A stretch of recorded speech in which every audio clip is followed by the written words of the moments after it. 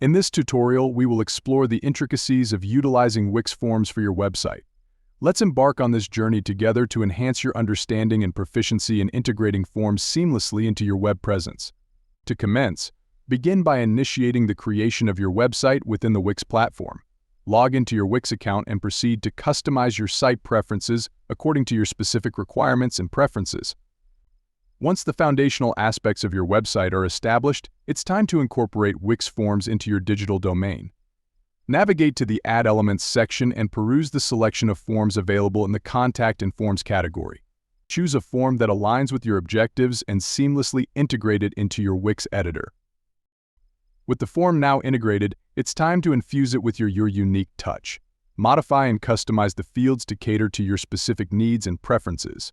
Adjust appearance settings to ensure the form seamlessly blends in with the aesthetic of your website, enhancing overall user experience.